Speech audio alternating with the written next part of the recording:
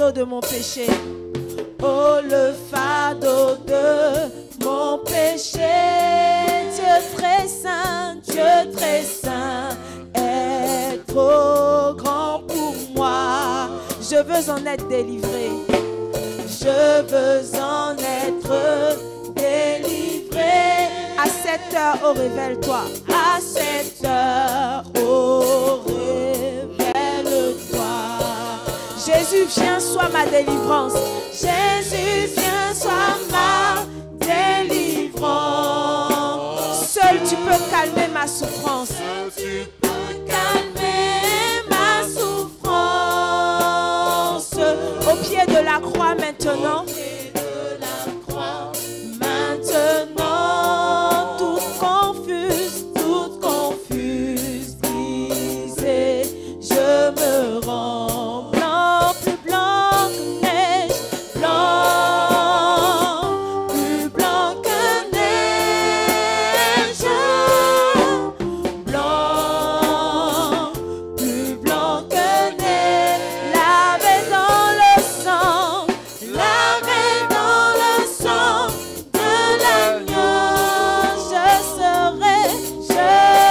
serai plus blanc que la neige, plus blanc que neige,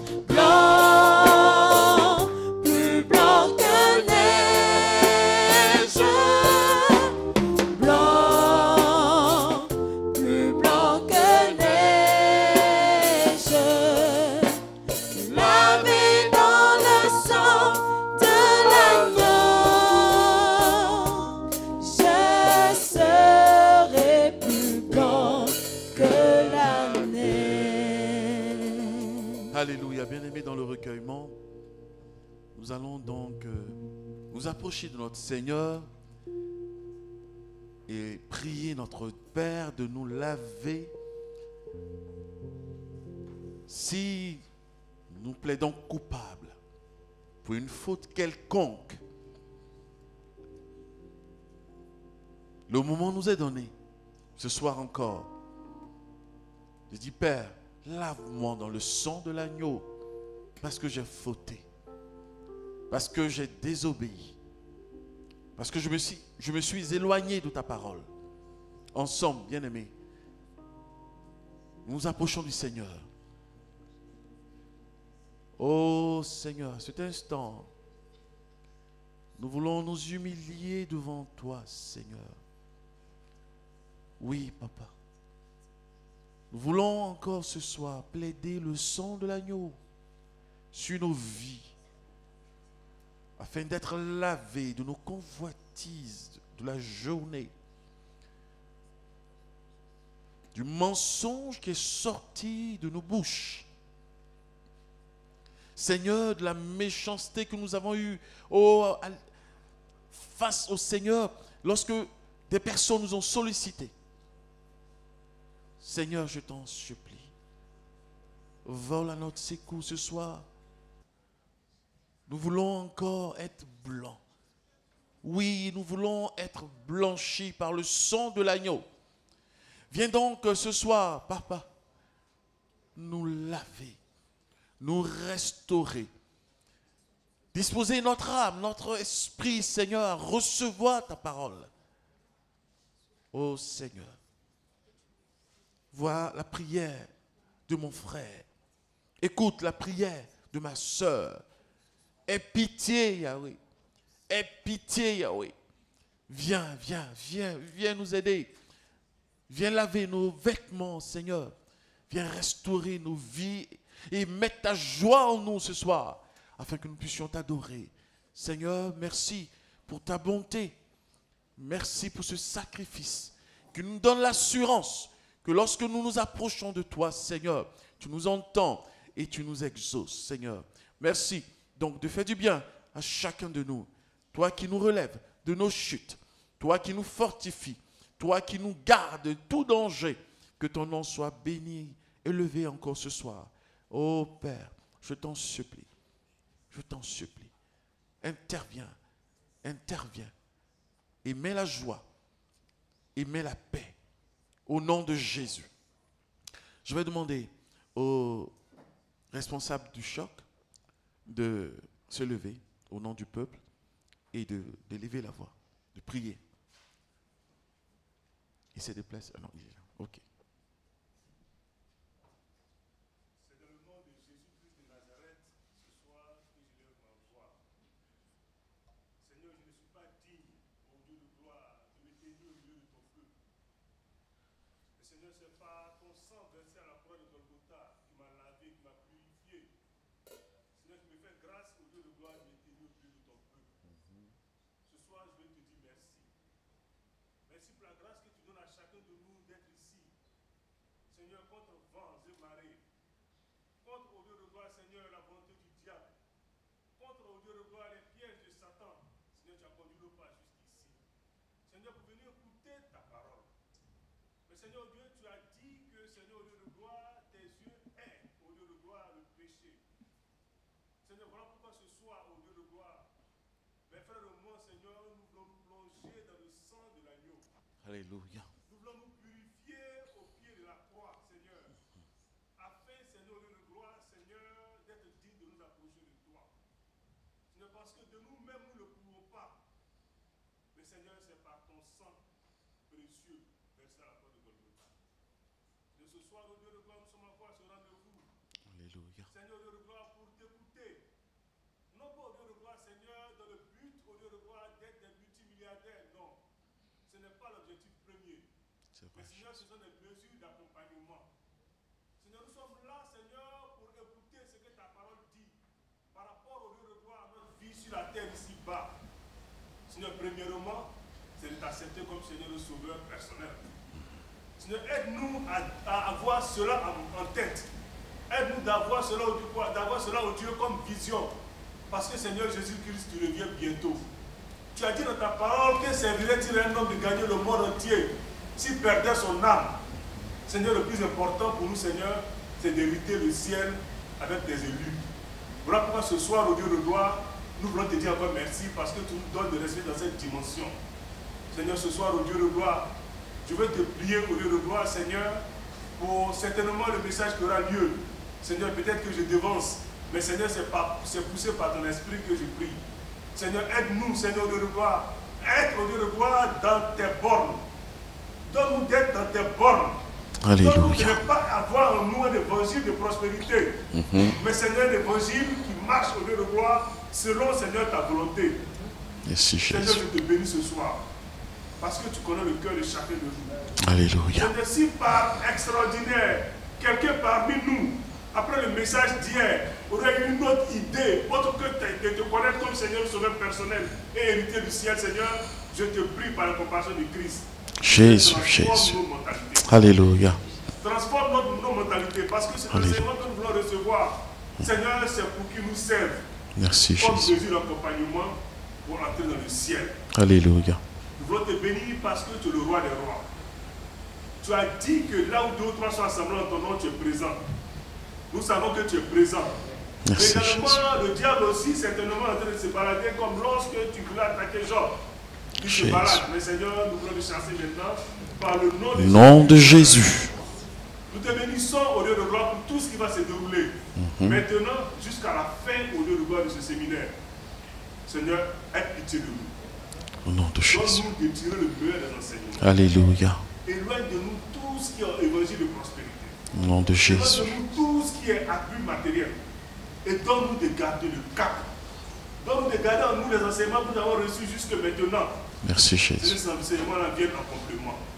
Nous te bénissons parce que tu es Dieu. Nous te bénissons parce que tu es grand. Merci, Nous te Jésus. bénissons parce que tu es tout puissant. Seigneur, lorsque nous t'avons, nous avons tout. Et Seigneur, nous t'avons, donc nous avons tout. Ce qui vient aujourd'hui, Seigneur, ce ne sont que des mesures d'accompagnement. Merci, Seigneur. Merci. Seigneur, que ton nom soit béni. Merci, Seigneur. Que ton nom soit loué. Merci, Seigneur. Parce que tu es le roi des rois. Alléluia. Le Seigneur des seigneurs, le premier et Seigneur à la fois l'éternel. Seigneur, c'est dans la faiblesse de la chair que j'ai prié au nom de Jésus-Christ de Nazareth. Amen. Amen. Bien-aimés, nous allons prier pour un temps de rafraîchissement pour l'Église.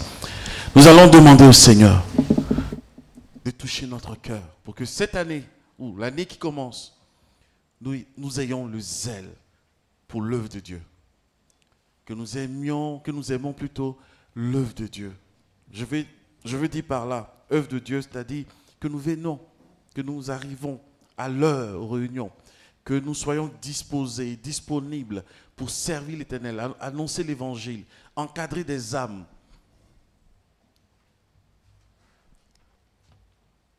Nous voulons voir des bien-aimés utilisés par le Saint-Esprit. Nous voulons voir des malades guérir. Nous voulons voir des aveugles voir, retrouver la vue. Et tout cela, c'est possible parce que nous sommes de Christ. Et ce temps de rafraîchissement est important pour notre marche.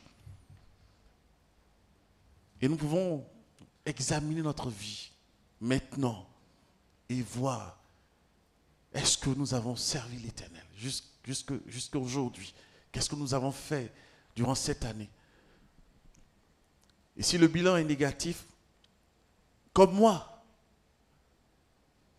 plaidons coupable, approchons-nous du Maître et demandons-lui pour l'année qui vient d'être rempli du Saint-Esprit, d'aimer l'œuvre de Dieu et de nous investir totalement.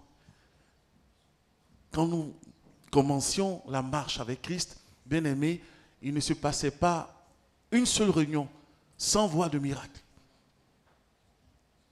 Dieu agissait. Dieu n'a pas changé, c'est nous qui changeons. Il est fidèle, nous sommes infidèles.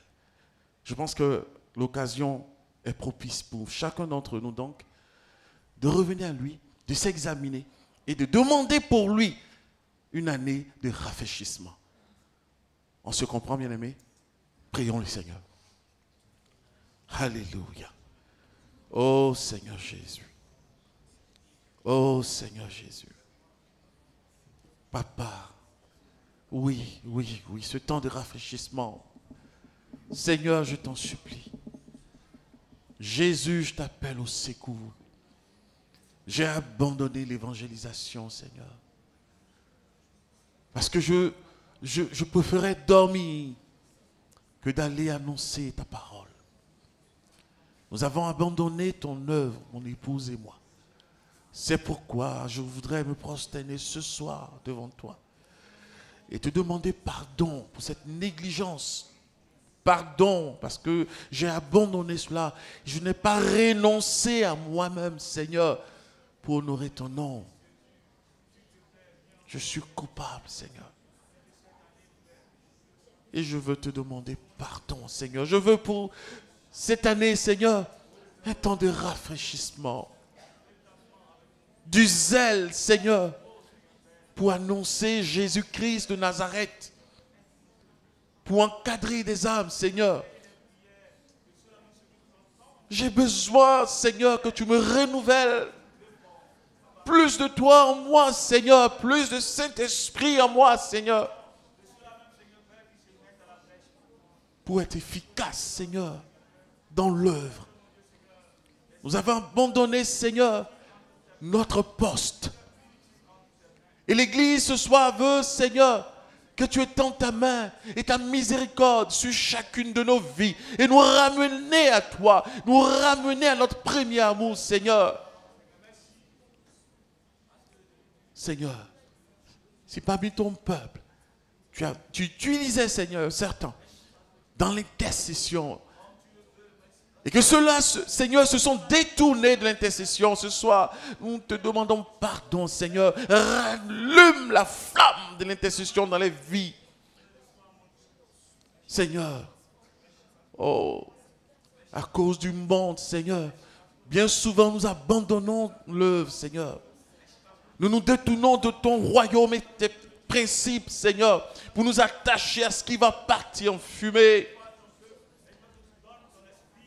Seigneur, un temps de rafraîchissement, Seigneur.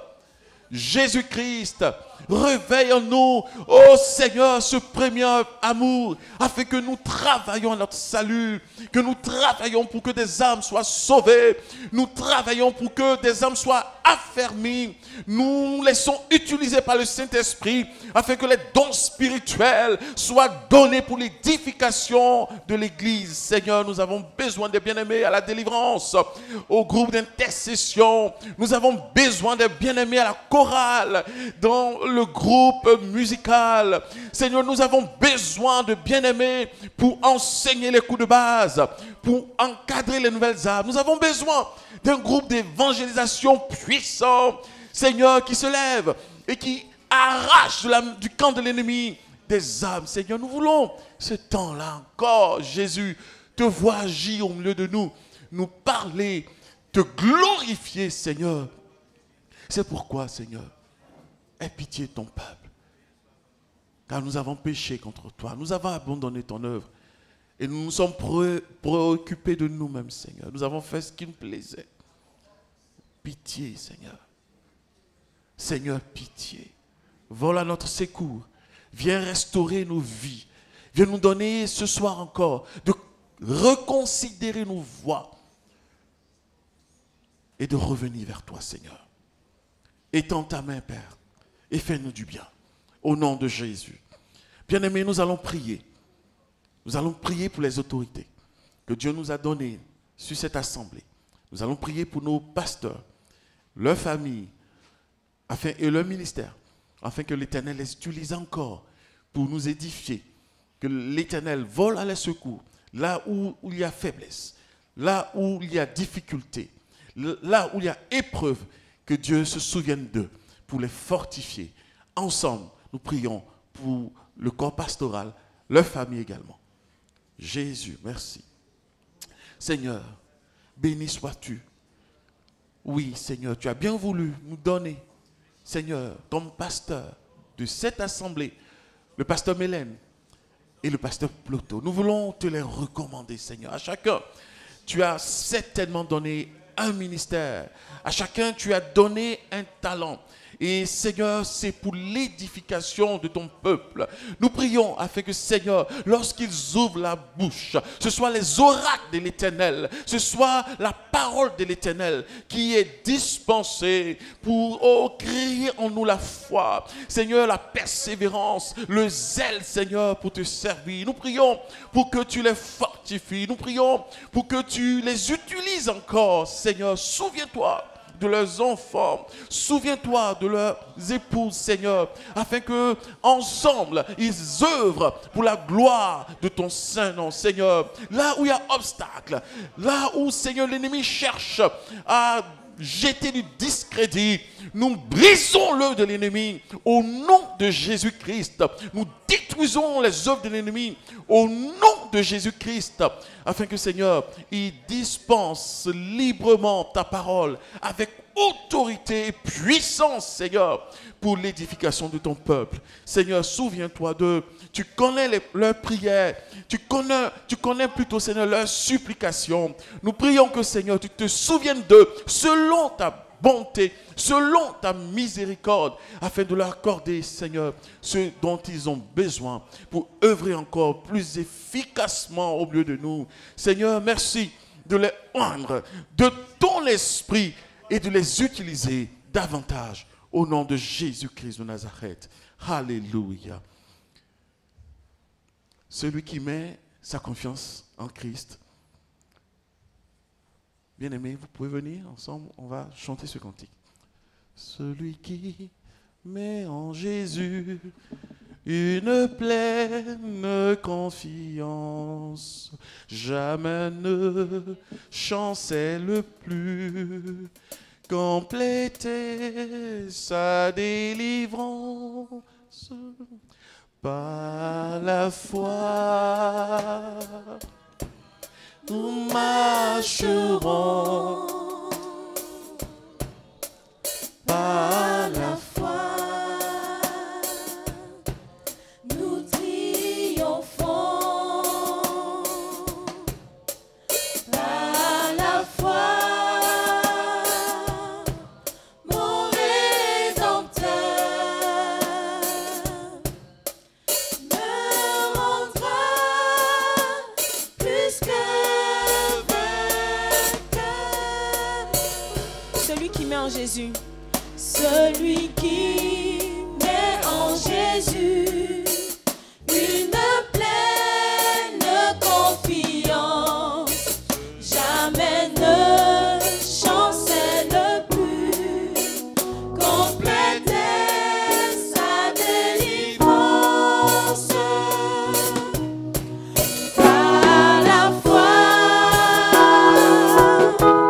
nous marcherons. Par la foi, nous triomphons. Par la foi, mon Rédempteur me rendra plus que vainqueur. Dans les jours d'adversité, Dans les jours d'adversité, quand tu sens gronder l'orage, quand tu sens gronder l'orage, regarde en sécurité regarde en sécurité. à Christ et reprends courage. À Christ et reprends courage. Dans les jours d'adversité, Dans les jours d'adversité, quand tu sens gronder l'orage, quand tu sens gronder l'orage, regarde en sécurité regarde en sécurité. à Christ et reprends courage.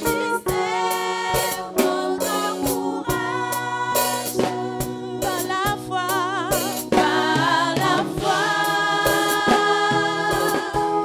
nous marcherons. Par la foi, nous triompherons. Par la foi, mon Rédempteur me rendra plus que vainqueur. Alléluia.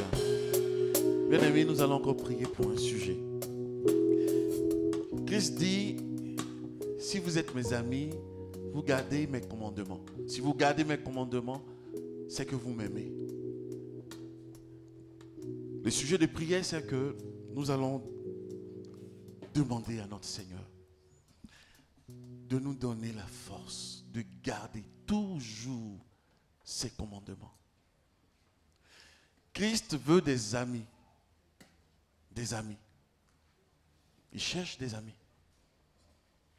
Et il a dit de ses disciples, vous êtes maintenant mes amis, si vous gardez mes commandements.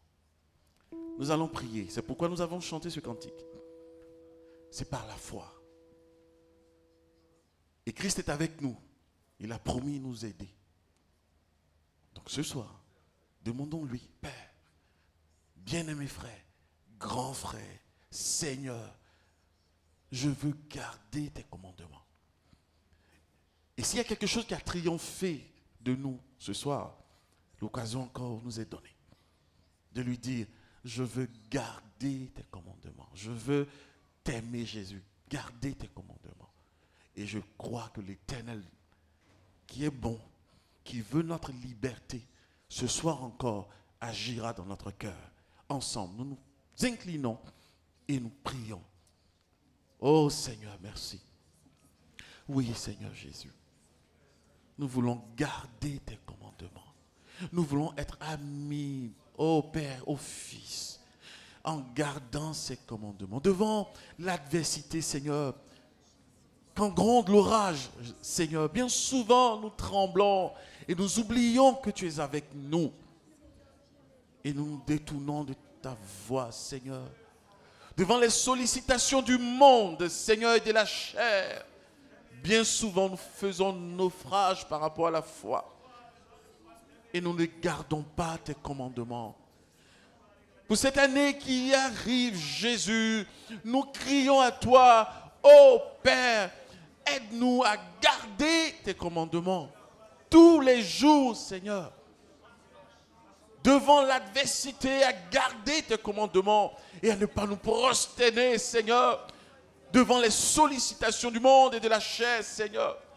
Nous voulons garder tes commandements. Et c'est pourquoi ce soir même nous sommes là pour écouter ta parole et garder cela dans notre cœur pour ne point pécher contre toi. Que ton esprit nous soutienne dans ce combat. Que ta droite toute puissante nous soutienne dans ce combat, Seigneur. Sur toi, nous voulons, oh Dieu, nous reposer. Nous voulons avoir confiance en toi. Parce que Seigneur, tu ne nous as jamais abandonnés. Ce soir encore, viens accorder la délivrance à nos vies. Afin que Seigneur, nous marchions la tête haute, confiants. Parce que notre Seigneur Jésus-Christ nous a secourus.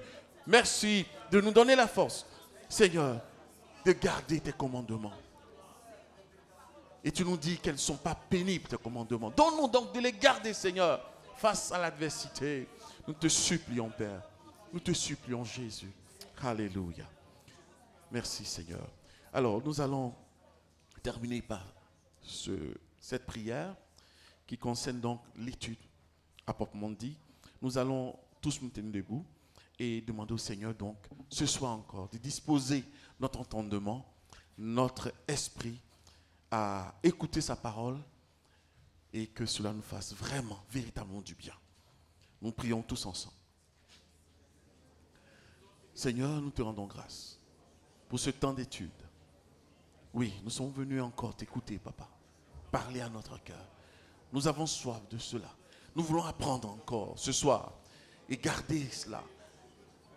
Nous voulons garder cela dans notre cœur afin qu'elle nous éclaire dans les ténèbres et que nous sachions comment marcher, Seigneur, et ne point pécher contre toi. Utilise donc ton serviteur et parle à nos cœurs. Instruis-nous, Seigneur, et que nous repartions, Seigneur, bénis, parce que nous avons reçu ta parole. Oh, merci pour ce temps, Seigneur. Agis puissamment par ton esprit et utilise ton serviteur pour nous faire du bien. Bénis-le et bénis l'assemblée, Papa, pour ce temps. Nous te disons merci. Merci. Règne maintenant, Seigneur, et prends le contrôle de toutes choses. Au nom de Jésus-Christ, nous t'avons prié, Seigneur. Alléluia. Amen. Veuillez bien vous asseoir, bien-aimés. Je vais donc céder la place au pasteur Mélène. Alléluia. Nous bénissons le Seigneur qui nous a rassemblés ici encore ce soir par sa force. Nous continuons notre thème qui a commencé depuis hier, les domaines de domination du chrétien sur la terre. Et je crois que hier, dimanche, c'était l'introduction. Nous allons pouvoir, par la grâce de Dieu et par son serviteur, le pasteur Kiem Touré Emmanuel, eh bien, nous allons pouvoir voir ces différentes pistes qu'il avait déjà annoncées. Nous accueillons l'homme de Dieu. Nous l'accueillons.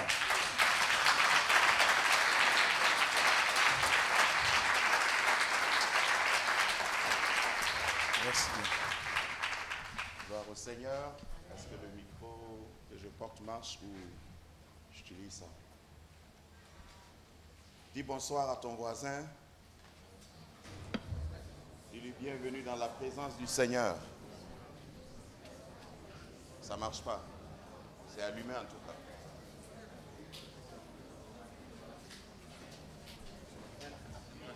Sinon, c'est pas grave. L'essayer, s'il ne marche pas, on va aller avec... Gloire au Seigneur.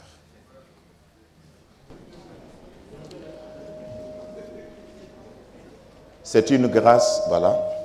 C'est une grâce d'être dans la maison du Seigneur, d'appartenir à cette grande famille. Et comme toutes les familles, il y a des lois, il y a des règles qui régissent, qui régulent la vie dans une famille organisée, dans tout organisme qui est vivant. L'Église ne fait pas exception. L'Église n'est pas un monument. L'Église est un mouvement. Et tout mouvement, tout ce qu'on appelle mouvement, c'est parce que c'est un organisme qui est vivant. D'ailleurs, l'Église est appelée corps de Christ. Et dans un corps, il y a la vie. Ce qui fait marcher un corps, c'est le fait de savoir ce que le corps doit avoir pour vivre, fonctionner, c'est-à-dire la nourriture. Est-ce que vous avez remarqué que chacun ressemble à ce qu'il mange? Faites bien l'observation à partir de maintenant, si vous ne l'avez pas encore fait. Il y a des gens qui mangent de la fumée et quand on regarde leur visage, il y a des gens qui mangent que de la viande et quand on regarde leur visage, dis à ton voisin, je vais manger équilibré. Amen. Et des séminaires comme ça sont des temps où nous voulons que Dieu nous donne les éléments nutritionnels pour nourrir notre âme, notre esprit. Parce que nous ne pouvons pas naviguer dans cette vie sans que le Seigneur nous aide, qu'il nous guide, qu'il nous donne des instructions. Donc, pendant ce séminaire, s'il arrivait que tu réalises que tu dois investir pour changer, il ne faut pas voir ça comme un superflu, il faut le faire. S'il arrive que le Seigneur te reprenait, il faut te mettre à genoux et demander pardon. Parce qu'on peut être dans l'erreur, mais demeurer sincère. Vous savez ça, non? Il y a des gens qui sont sincèrement dans l'erreur. Et ils continuent dans l'erreur, avec sincérité. Ça va les amener où? Dans le décor. Amen. Parce que le dicton qu'on entend souvent, il suffit d'être sincère, ça ne s'applique, c'est pas biblique. Si tu es sincère sur la mauvaise route, tu vas aller à Yamoussoukro, tu prends la route du Ghana, et puis tu es sincère, et tu vas sincèrement, dans ton cœur, sincèrement, tu vas à Yamoussoukro, est-ce que tu vas arriver? Donc, Dieu nous a rassemblés, moi y compris, qui est là en train de vous parler pour nous corriger.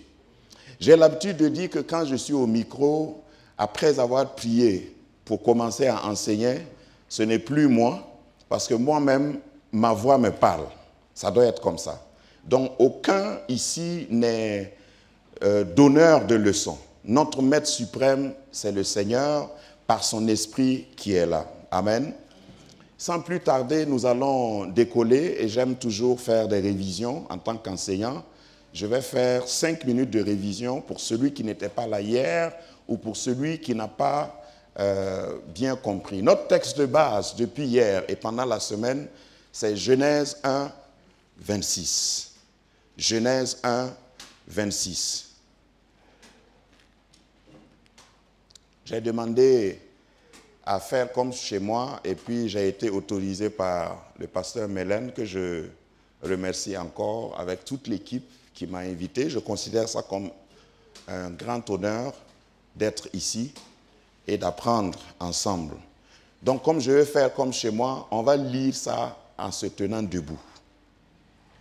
Donc, si tu n'es pas paralysé, tu vas te tenir debout pour honorer la parole de Dieu. Si Genèse 1, 26 peut être affiché, comme ça, nous allons lire en concert. Je le fais à dessein parce que nous devons garder ce texte de base à l'esprit et tous les autres textes qu'on va venir ajouter. Voilà. À 3, je deviens maître de chœur. Donc à 3, nous allons lire ensemble. 1, 2 et 3. Puis Dieu dit, faisons l'homme à notre image, selon notre ressemblance, et qu'il domine sur la sur le bétail, sur toute la terre et sur tous les reptiles qui rampent sur la terre. Restez debout, nous allons prier. Seigneur, merci de prendre contrôle de ces instants. Je prie que toutes mes limitations, que toute ma limitation soit cachée par ta croix. Et je demande, Seigneur, que mon impotence soit couverte par ton omnipotence. Je suis un homme et tu vas m'utiliser pour parler à des hommes. Et il nous faut ton esprit. Viens, Seigneur, faciliter la transmission de ce message depuis le pupitre jusqu'à la fin des rangées. Je veux, Seigneur, libérer tout obstacle humain et demander que ton esprit prenne contrôle. Et je mute toute voix, je fais silence à toute voix par l'autorité qui m'est investie maintenant. Je commande que tout ce qui ne glorifie pas Jésus soit anéanti et évacué de cette salle, que ton peuple soit nourri, édifié, corrigé et élevé au nom invincible de Jésus. J'ai prié. Amen. Amen. Reprenez vos places. Merci. Nous avons dit hier qu'il y a certaines choses que nous devons connaître parce que la pensée de Dieu, son but, son objectif en créant tout ce qu'il a créé, si nous ne le connaissons pas, nous allons faire le contraire. Et je disais que le contraire du but d'une chose, c'est son abus. Dieu a créé la terre parce qu'il voulait créer l'homme. Et Dieu a créé l'homme et l'a placé sur la terre. Et Dieu a créé la terre, mais il a planté un jardin. Tout ça, c'est des concepts qu'il faut retenir. Dieu crée la terre, mais il plante un jardin. Ça va? Et il prend l'homme, Genèse 2,15, il prend l'homme et il le place dans le jardin avec un mandat. Et le mandat consistait, si vous voulez, son job description dans le jardin, c'était de cultiver et de garder. Cultiver veut dire que tu vas partir de ce qui est petit. La culture commence par une semence, et une semence est moins grande, moins abondante qu'une moisson. Donc Dieu n'a pas donné une moisson à l'homme. Dieu lui donne de cultiver, donc de semer, partir de petit pour grandir. Est-ce que quelqu'un sait de quoi je parle? C'est à cause de cela, quand tu pries et tu demandes à Dieu de l'argent, il risque de ne pas te donner de l'argent. Il peut te donner une idée, ou bien il peut te donner du travail. C'est comme ça que Dieu agit, n'est-ce pas?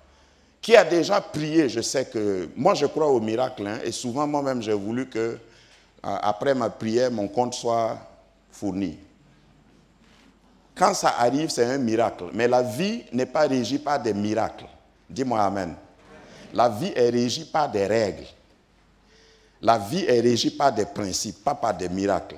Le problème de beaucoup de chrétiens est qu'on veut toujours vivre dans les miracles. Dieu peut faire toujours des miracles, mais il met l'homme dans le jardin, il dit il faut cultiver et puis il faut garder. Pourtant, c'est le même Dieu qui a parlé et les choses sont venues en existence. Quelqu'un me suit? On évolue pas à pas. Parce que si tu démissionnes de la mission première qui est de cultiver et de garder, tu ne peux pas dominer. Puisqu'on parle de domaine de domination. C'est ainsi, lorsque vous constatez, quand Dieu a... Qui sait que c'est Dieu qui a donné une femme à Adam? Tout le monde le sait. Il y en a qui ne sont pas sûrs, ils n'ont pas levé la main, mais ce n'est pas grave. Nous, on croit, donc c'est pour votre compte aussi. Quand Dieu a donné une femme à Adam, il ne lui a pas donné de lit, ni de chaise. La chaise se trouvait où? Non, on va parler ensemble. De toute façon, vous me regardez, moi aussi je vous regarde. Est-ce que vous réalisez ça? Quand tu pries et tu demandes à Dieu une chaise, il te donne un arbre.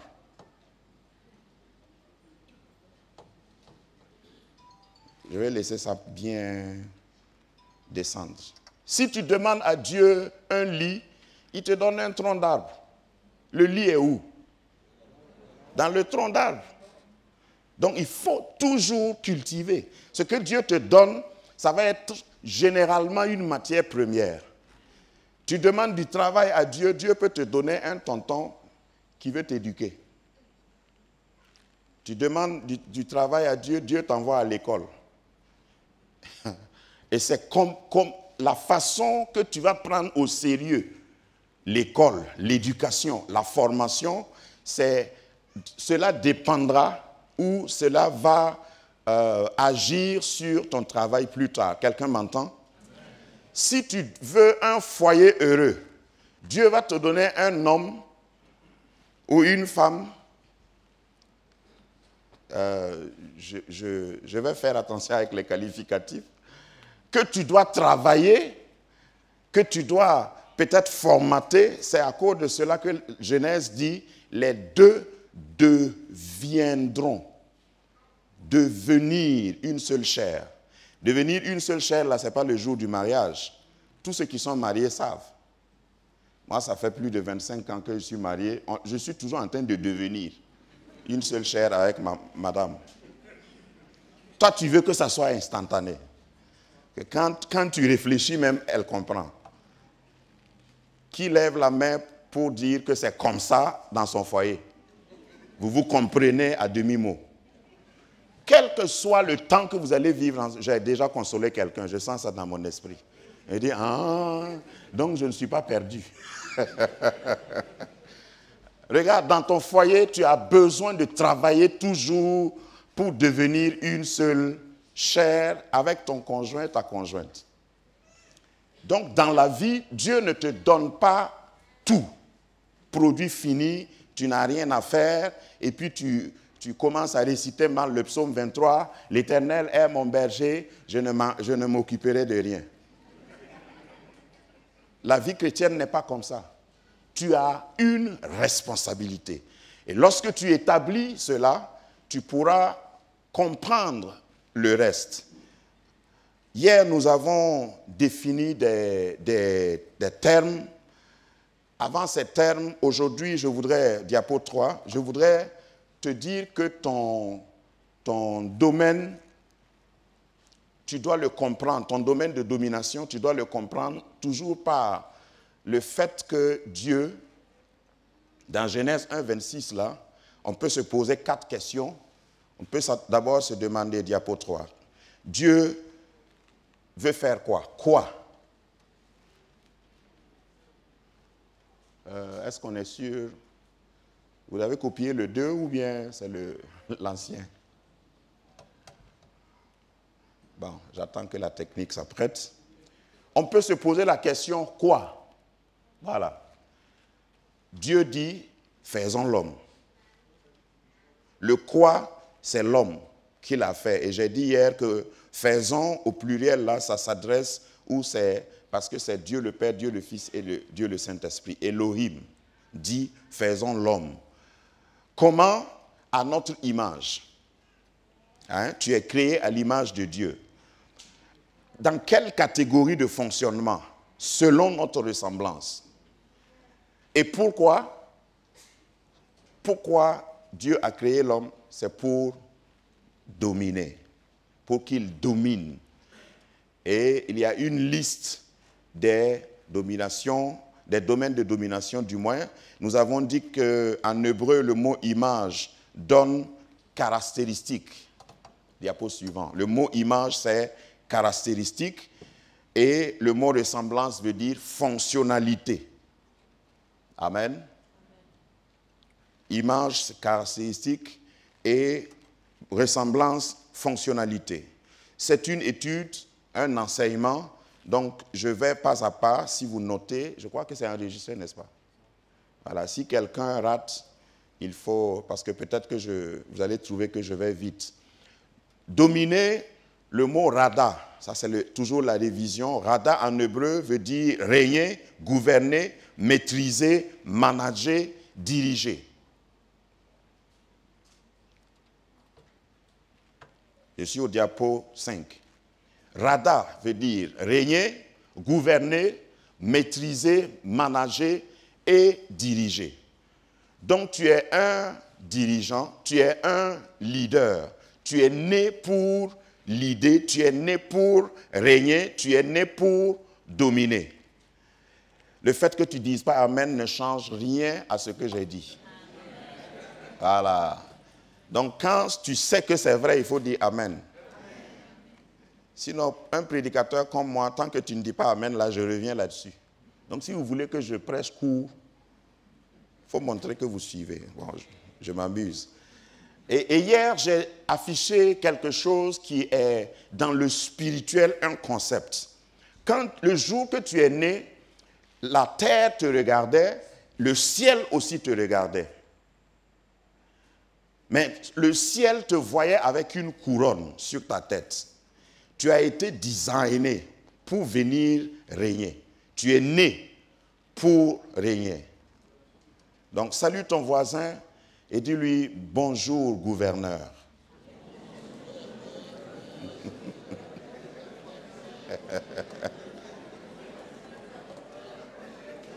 Amen. Lorsque tu es venu au monde, tu es venu avec une mission, la mission de dominer, la mission de régner. Et si tu le négliges, si tu le fait que tu ignores ça, n'annule pas la réalité. En tout cas, pour Dieu, tu n'es pas venu comme un accident biologique.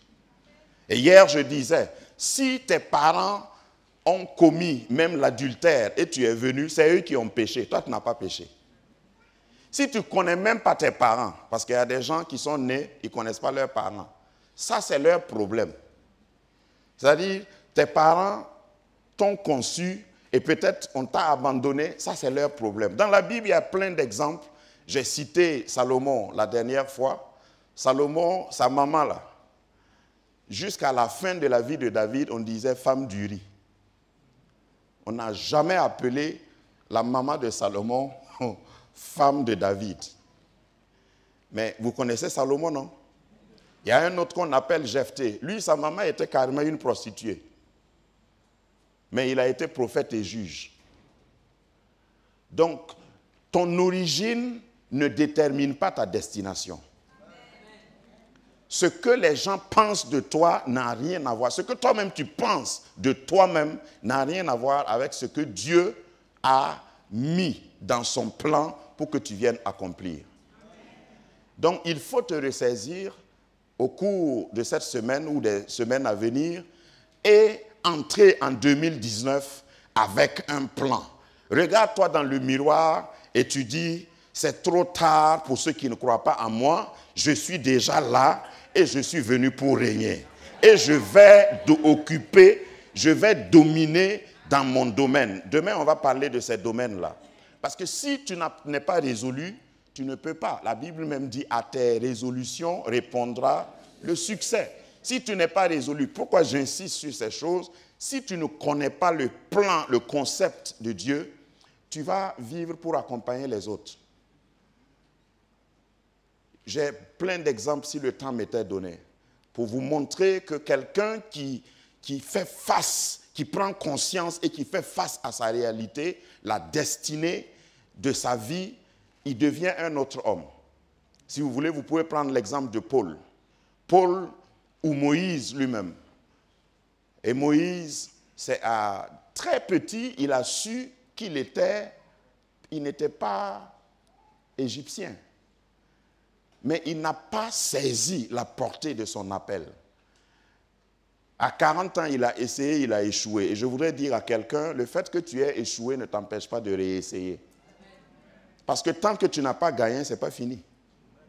La fin de ton combat, c'est quand tu finiras.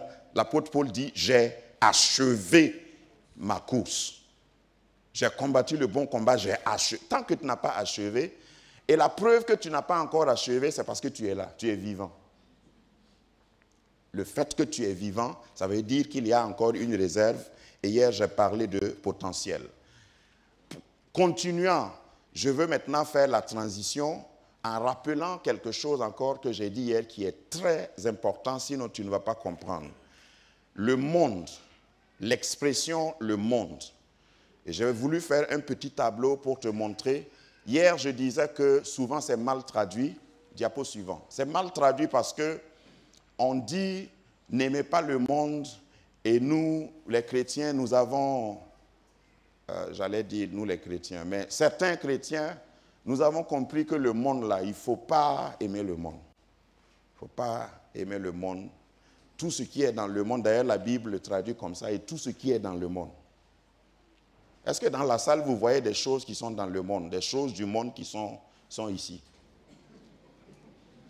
Vous voyez?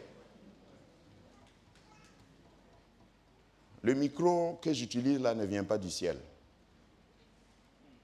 La chaise sur laquelle tu es assis ne vient pas du ciel. C'est des choses du monde. Si on n'a pas compris, donc il y a deux expressions. Quand tu entends monde dans la parole de Dieu, selon les contextes, je n'ai pas le temps pour faire ça, ça peut constituer une étude pour vous-même. Chaque fois que tu entends monde, il faut voir si ça parle du cosmos ou si ça parle du système. Parce que le système du monde, le système du fonctionnement du monde a souvent été traduit en français par monde aussi dans la Bible. Par exemple, ces deux passages, Jean 3,16 que nous connaissons, j'ai pris des passages simples pour dire Dieu a tant aimé le monde. Maintenant, on nous dit n'aimez pas le. C'est le même mot, mais est-ce que ça a le même sens? Donc, lorsque tu entends monde, il faut faire la différence. Il faut faire la différence. Si on ne comprend pas ça, parce que souvent, des passages mal compris nous amènent à toutes sortes d'interprétations, et puis on s'égare. Au lieu de rester à Canaan, on repart en Égypte, on mange des concombres là-bas, parce qu'on pense que c'est mieux. Dans notre tête, on n'a pas bien compris. Donc, tout ce que nous allons dire, parce que le thème, domaine de domination sur la terre, il y a des gens qui veulent, qu'est-ce que je cherche encore sur la terre? Moi, je ne veux rien sur la terre. La terre, là, n'est pas ma destination. C'est vrai, mais tu es là. Ce que je constate est que depuis ta naissance, là, tu ne pars pas. Ou même depuis ta conversion, là, tu es toujours là. Tu cherches quoi sur notre terre? Il faut partir ou bien? Donc, il faut comprendre les deux principes. Quand on parle de système, c'est le système de fonctionnement. Si vous voulez encore plus d'explications, le cosmos, c'est l'univers. Le système dont il est question, il y a deux systèmes qui fonctionnent dans le monde, n'est-ce pas? Tous ceux qui lisent la Bible savent ça. Jésus, quand il est venu, il a toujours opposé les deux systèmes. Par exemple, dans ses enseignements, il dit, il vous a été dit, mais moi je vous dis. C'est deux systèmes différents. Donc, nous devons fonctionner, pas selon le système du monde, mais selon le système du royaume. Quelqu'un me dit amen? Amen. Donc, quand vous comprenez ça, vous n'allez pas mal interpréter les choses. La terre, c'est pour Dieu. D'ailleurs, le psaume 115, verset 16, diapo suivante. Psaume 115, 16 dit, « Les cieux sont les cieux de l'Éternel, mais il a donné la terre au Fils de l'homme. » Tu as déjà remarqué ce passage?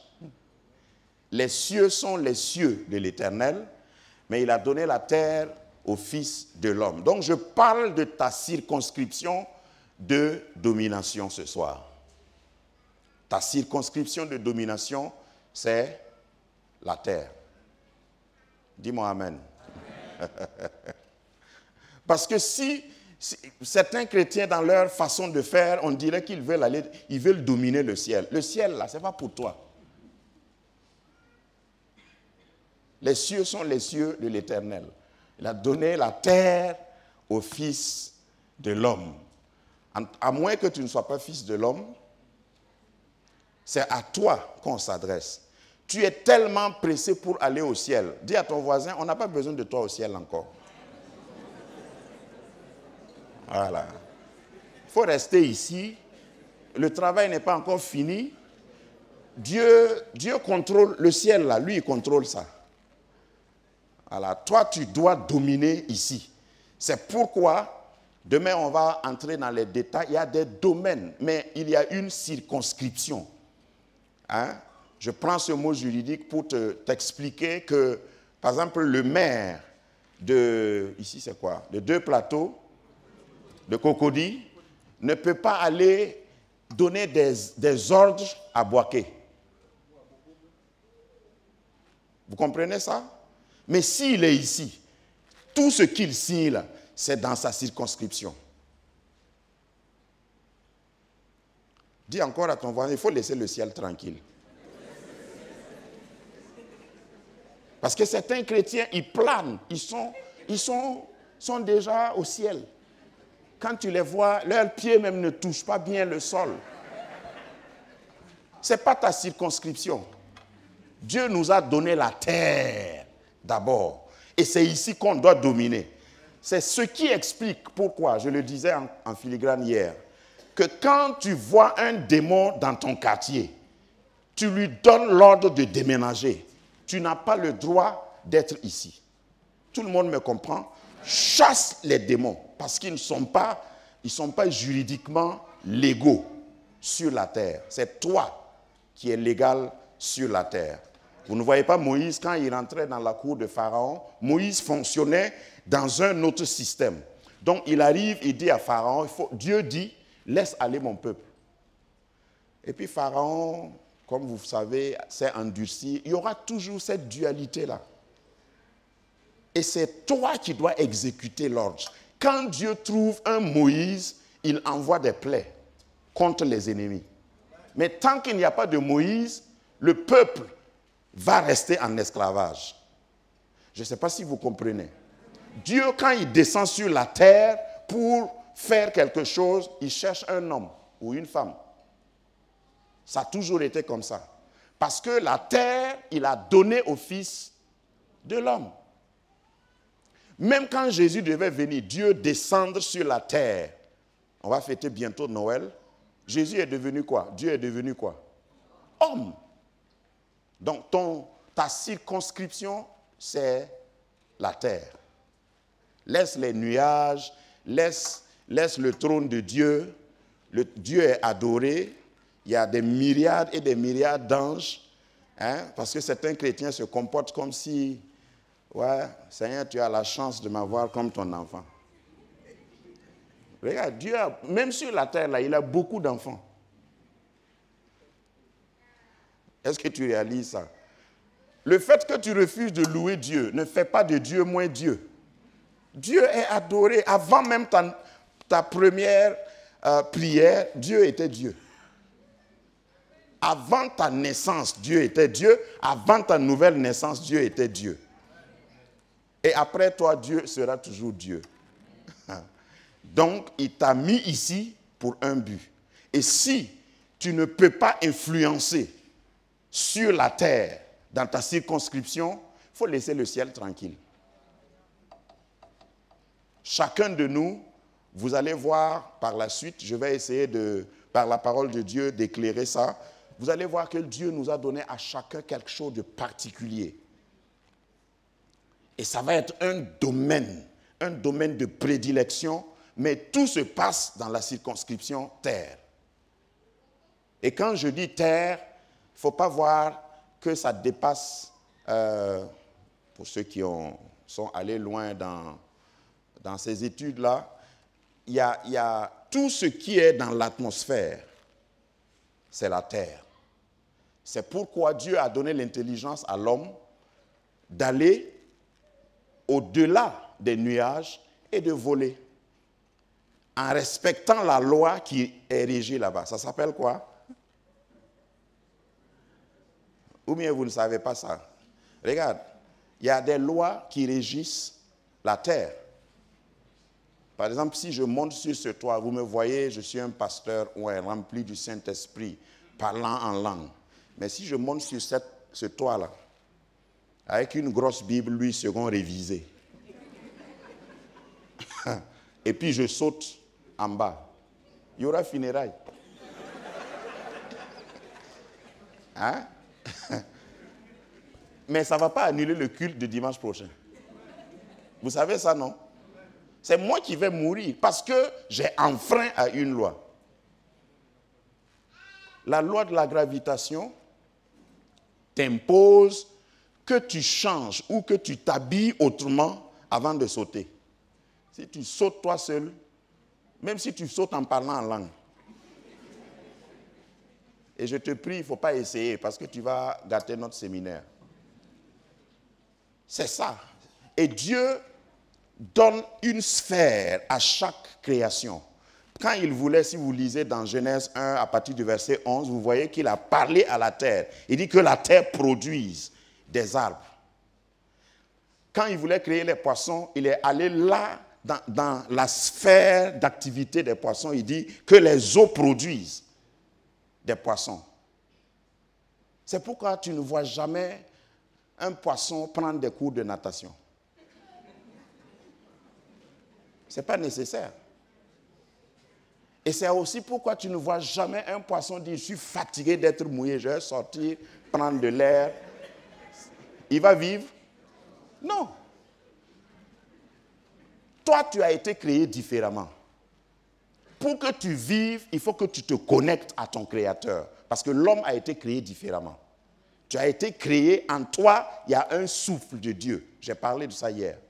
Donc, si tu te déconnectes de Dieu, c'est comme un poisson qui sort sur le goudron pour prendre de l'air. Il va vivre combien de minutes? Avant même d'arriver sur le goudron, là, c'est pas... Les poissons ne vivent pas longtemps dehors. C'est pourquoi on ne les égorge pas avant, comme les poulets, avant de les manger. Ou bien vous n'avez pas remarqué ça?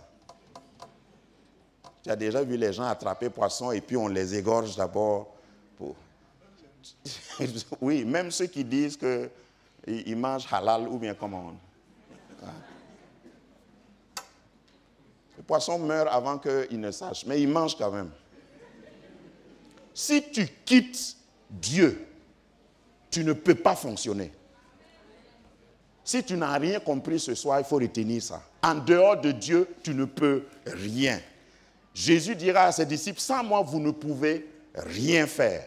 Donc, il ne faut pas croire que tu peux réaliser des choses selon Dieu en dehors de Dieu.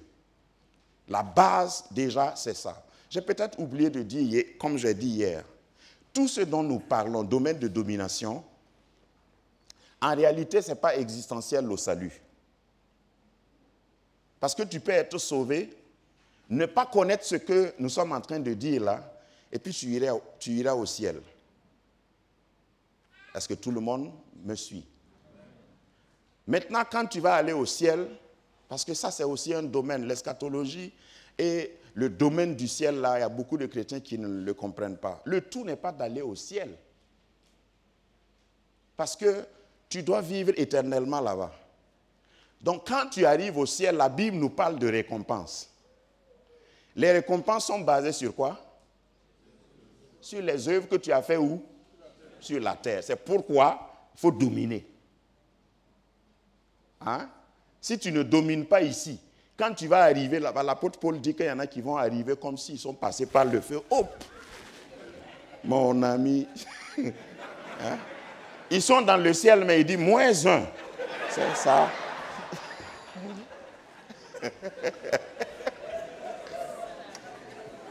C'est tes œuvres, c'est ça. C'est tes œuvres qui vont constituer le confort que tu auras au ciel. Donc si tu ne domines pas ici, on se verra au ciel. Dis à ton voisin, je risque de te dépasser là-bas. Donc tu as intérêt à dominer ici. Jésus donne un exemple. Je vais peut-être continuer dans l'exemple. Jésus donne une parabole. Il dit, au dernier jour, il y en a qui viendront devant le trône de Dieu. Et puis le Seigneur va dire, bon et fidèle serviteur, entre à la droite de mon Père. Parce que j'étais nu, tu m'as vêtu. J'étais étranger, tu m'as accueilli. J'étais malade, tu m'as visité. Est-ce que vous savez que pour faire tout ça là, il faut un peu l'argent? Ou bien tu n'as pas encore réalisé ça? Toi, tu peux accueillir un étranger sans argent? D'abord, si tu es dans Sokubois ou bien comment? Sokubois et entrée couchée. Tu peux accueillir qui? Tu peux exercer l'hospitalité dans entrée couchée. Même si c'est le pasteur Kemtoré qui vient et puis le pasteur Mélène dit, frère, est-ce que vous pouvez héberger? Vous allez fermer les yeux et vous concentrer, être dans une méditation inutile. On te dit d'héberger quelqu'un. Tu as besoin de prier. Mais si tu n'as rien, Tu vas réciter des morceaux de versets pour dire, frère, pasteur, vraiment, je prierai pour vous. Je vais vous soutenir dans la prière. Non, on ne parle pas de prière. Vous comprenez ce que je suis en train de dire? Sur cette terre-là, tu ne peux pas dominer si tu n'as rien. Tu es broke, fauché. Chaque fois, moi j'ai réalisé que dans certaines églises, quand on veut réaliser quelque chose, par exemple une construction, et puis on prie longtemps, hein, souvent c'est parce qu'il n'y a pas l'argent. Oui, sinon on prie un peu, on fait une réunion de prière un soir, et puis demain on fait la fondation. Mais quand tu vois les gens faire chaîne de prière, souvent, je n'ai pas dit que ce n'est pas bon, hein, mais souvent c'est parce qu'il n'y a rien. Les gens sont pauvres. Bon, si j'ai blessé quelqu'un, il faut me pardonner. Mais je vais continuer. Hein? Il ne faut pas que l'église soit remplie de gens limités. C'est de ça qu'on parle, domination. Donc, si tu n'as pas encore compris, ce dont nous parlons, c'est pour que tu puisses servir Dieu efficacement. Dieu ne va pas te rendre riche pour que tu sois riche seulement. Hein, pour que tu montres à ton voisin que toi aussi tu es arrivé. Non. Nous fonctionnons selon un autre système. Nous voulons financer le royaume de Dieu. Puisque Dieu ne descend pas sur la terre. Il t'a honoré au fait. Ce sujet-là, c'est une passion dans ma vie parce que pendant longtemps, j'avais mal compris, j'allais dire comme ça, l'évangile. Hein? Et puis, on se concentre, on prie, on veut quitter la terre, hein? On veut que le Seigneur revienne bientôt. Il a dit qu'il vient bientôt. Mais est-ce que tu as réalisé que ça fait plus de 2000 ans? Ils sont bientôt là. Ce n'est pas encore fini. Mon frère, tu ne vas pas t'occuper, tu ne vas pas te réveiller et puis dominer dans ton domaine en attendant, parce que ta récompense au ciel va dépendre de ce que tu as fait ici. Et moi, je me suis rendu compte que si tu n'as rien et tu n'as pas les principes, tu n'as pas les techniques, tu ne peux pas dominer ici. Alors que Dieu nous a donné la domination. La domination que nous avons reçue de Jésus sur le spirituel, on excelle dans ça. Hein? On chasse les démons, on guérit les malades, ça on domine. Là où nous n'avons pas pu dominer, c'est dans la matière. Hein? Je suis ici, quand vous êtes là et puis on a allumé les climatiseurs, ce n'est pas intéressant? C'est confortable, non? Mais est-ce que vous réalisez qu'on ne peut pas chasser la chaleur par la prière?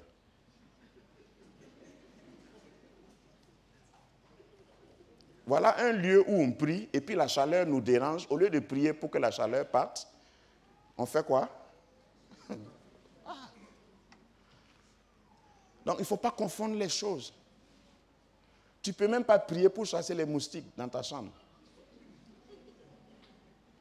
Qui a déjà été mordu par des moustiques pendant qu'il prie? Oui. Donc ne mélangeons pas. Au fait, le problème des chrétiens est qu'on veut tout spiritualiser. Tu as prié, Dieu t'a donné la femme. Mais il faut que tu aies de l'argent pour acheter un lit, parce que, en tout cas, quand on se marie, là, le lit est important. Bon, si tu ne sais pas ça encore, marie-toi et tu verras. Hein? Tout ne se résout pas par la prière. Quand tu pries dans certaines situations, c'est Seigneur, inspire-moi. Quel acte je dois poser? C'est ça la vie chrétienne victorieuse. Sinon, tu es né de nouveau, tu es sauvé, tu iras au ciel, ça c'est sûr. Je ne parle pas de ton salut, ça ne remet pas en cause ton salut, même si tu ne domines pas sur la terre. Mais j'ai un exemple dans la Bible, ou dans ta Bible même. Il y a un monsieur qui s'appelait Lazare. Je ne parle pas de celui qui est ressuscité, je parle du pauvre. Et c'est Jésus qui a donné la parabole qui dit il y avait un riche et puis il y avait un pauvre. Il dit ils sont toujours là aujourd'hui. Ah, oui, il faut le dire. Ils sont toujours là. À Abidjan même, il y en a un riche et puis un pauvre. Le pauvre est mort, le riche aussi est mort. Tous les deux meurent. Est-ce que ce n'est pas toujours le cas aujourd'hui? Tu es riche n'importe comment, tu vas mourir. Tu es saint, oint, puissamment oint et ointement puissant. Tu vas mourir. Hein? Quelle que soit ton onction, tu meurs aussi. C'est à cause de ça, l'apôtre Paul, là, on ne le voit pas, il est mort.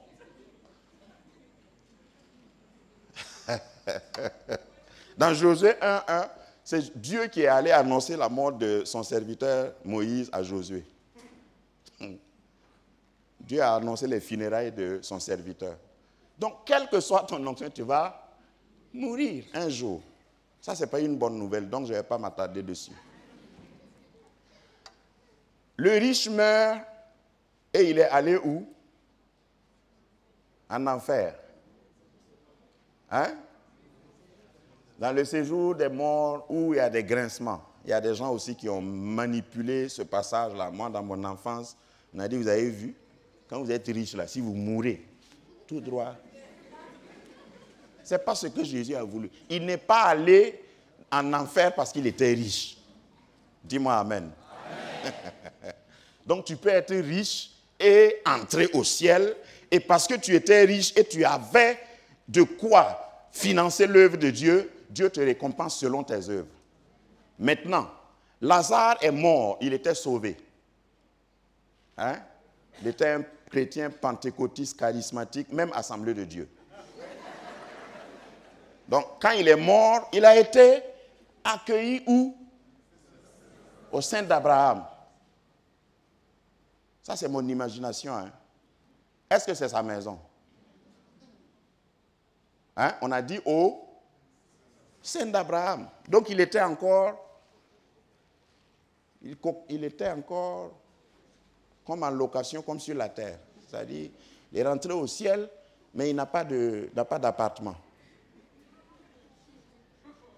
Donc on lui dit, bon, il faut rester sous la véranda là.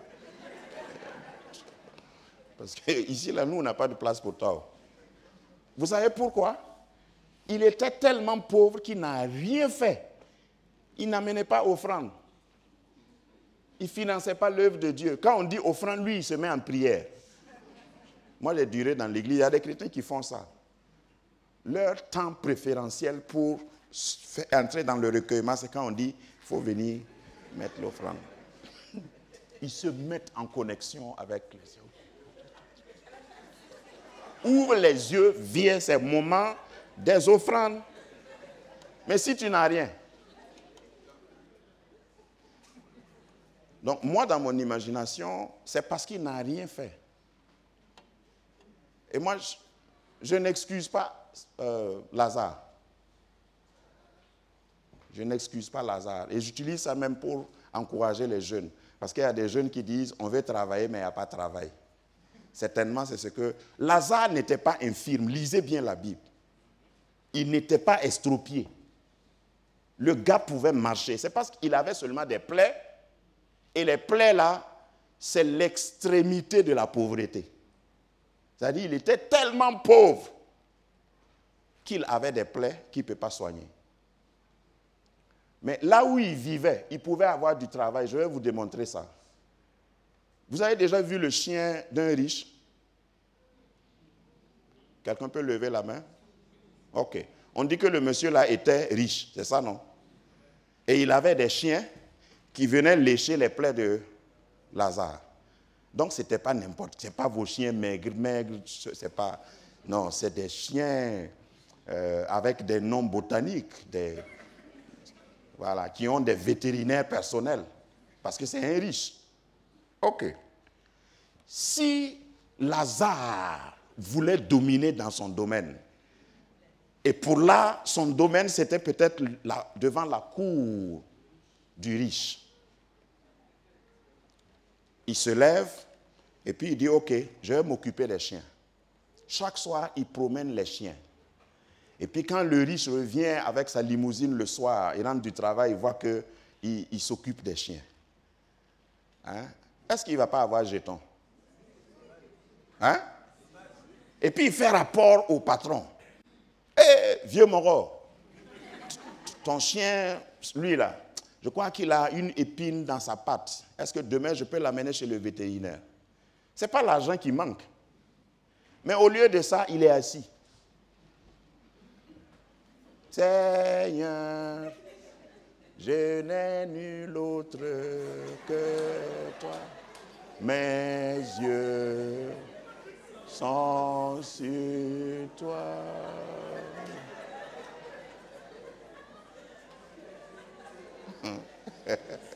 Je dis pas, je dis pas que le chant n'est pas bon, hein. Mais il y a des gens qui chantent ça pour démissionner, c'est dédouaner et ne pas faire. Partout où tu es, ce que je veux dire en un mot, tu peux travailler. Tu peux te lever, faire quelque chose. Regarde, moi, c'est dans ça que moi j'ai grandi. Même quand j'étais à l'université, hors de l'Afrique, souvent je me lève, à la pause, là, je lave correctement. Même en hiver, je lave la voiture du professeur. Quand il sort, il regarde, il dit, mais qui a fait ça? Mais qui a fait ça? Et puis je me cache. Et les gens disent, c'est lui là. Il dit, non, faut pas me... Il y a un qui m'a dit un jour, il ne faut pas me chercher des problèmes. Hein. Moi, je ne t'ai pas demandé de laver ma voiture. Tu vas faire, on va dire que tu es africain, tu es venu ici, on t'exploite. Je dis non, Est-ce qu'il peut m'ignorer en classe? Non. Hein? Est-ce qu'il peut? Hein? Même, regarde, même s'il se concentre, quand il voit ma copie, qui aime Toré Emmanuel. Mais au lieu de ça, vous êtes là, enfin, pas vous. Certains jeunes sont là, disent, ah, c'est pas que je ne vais pas faire. Il n'y a pas de travail. On va faire comment? Il n'y a pas de travail. Tout ce qu'on cherche travail, mais il n'y en a pas. Regarde, si tu es un chrétien qui veut dominer, tu ne cherches pas de travail, tu travailles seulement. Parce que partout où tu vas aller, tu peux travailler. Partout où tu es, tu travailles. Je regarde, travailler là, ce n'est pas salaire là d'abord que tu dois discuter. Tu travailles, le salaire viendra te trouver. Est-ce que vous savez, vous n'avez pas remarqué que dans la vie, c'est les réponses que tu as là pour donner à l'humanité qui fixent ton salaire.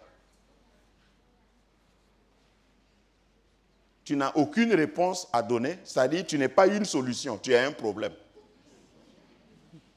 Parce que si tu deviens une solution, l'argent viendra, l'argent va venir, il n'y a rien à faire. Toi, quand je dis toi, ce n'est pas parce que c'est toi. À longueur de journée, toi, tu ne fais que parler. On appelle ça quoi? Papato. Ou bien c'est quoi?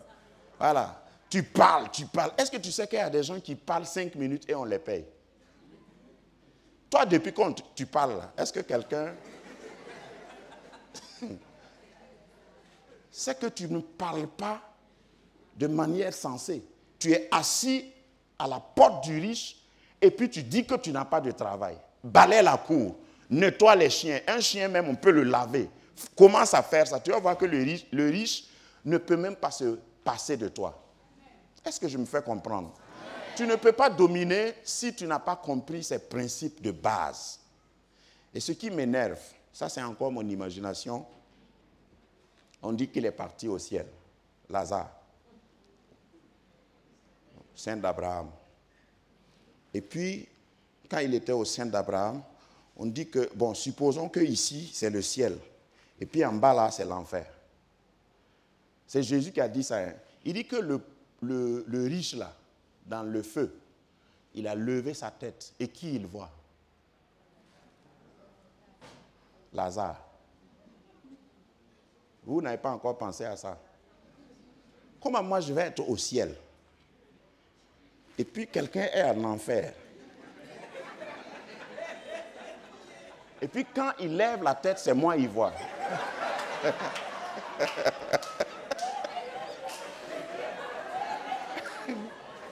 Regarde, ça veut dire que Lazare était à la frontière.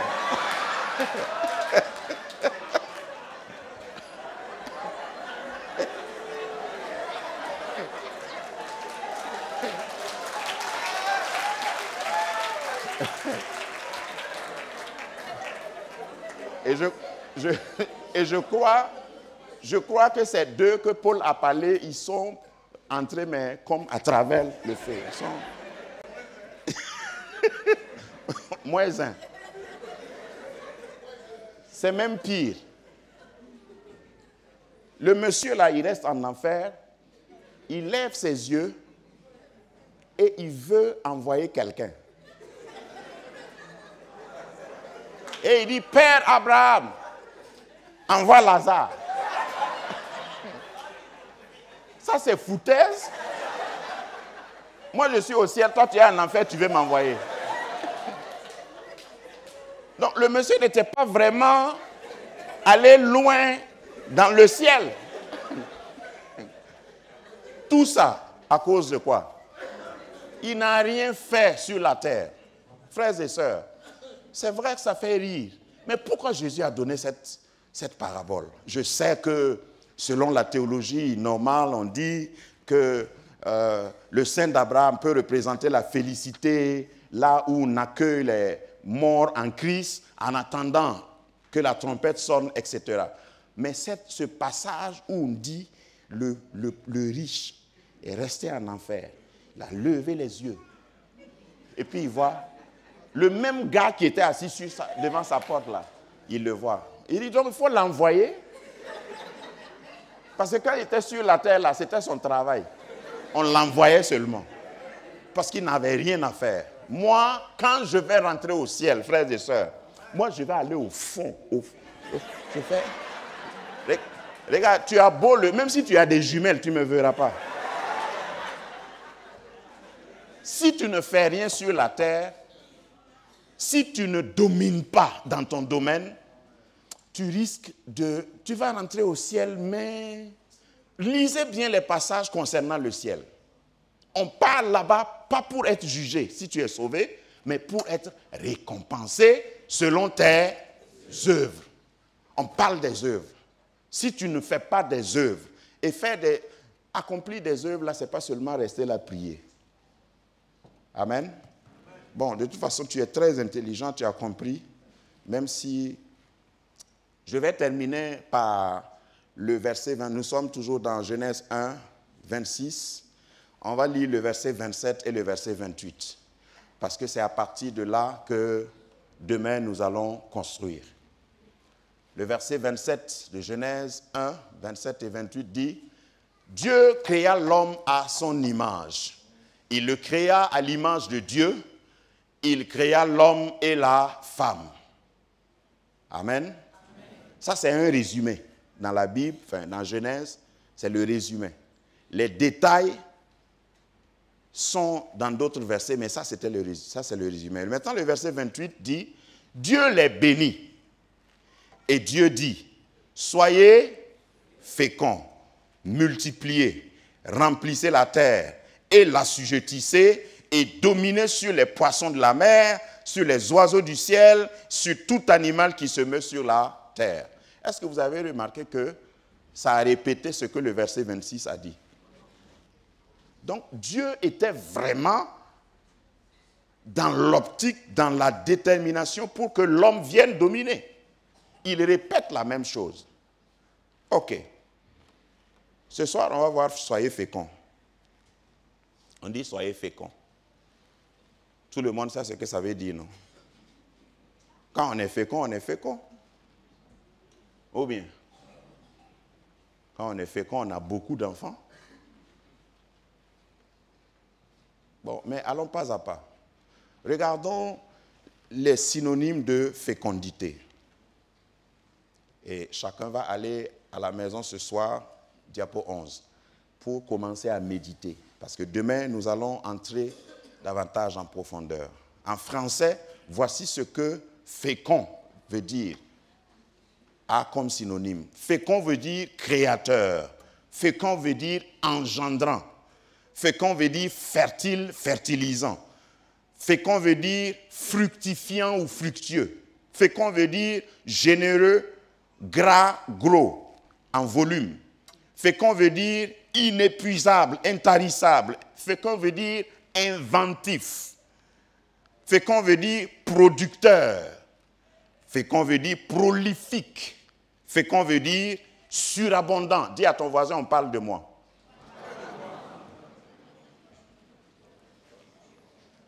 Mais la compréhension de fécond, pour la plupart de certains chrétiens qui ne sont pas ici ce soir, c'est quoi?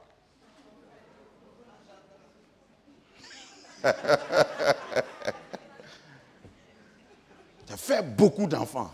Dieu a dit, soyez féconds. Mais avant demain, si je dis de réfléchir, je vais simplement t'informer, diapo suivant, qu'il y a 2 niveaux de fécondité. On peut être fécond en haut, fais comme ça. On peut être fécond en bas. Tout le monde m'a compris, je ne vais pas détailler. Maintenant, entre la fécondité d'en haut et la fécondité d'en bas, qu'est-ce qui doit venir le premier? Vous n'avez pas vu des gens qui sont féconds en bas et puis en haut là, ils sont inféconds même. Ça dit, ça ne produit pas, ici là. Ici là, c'est vide. Ils n'ont pas d'idées, ils ne sont pas créatifs, ils n'ont rien, ils n'inventent rien. Ça là, ça donne les troubles mentaux.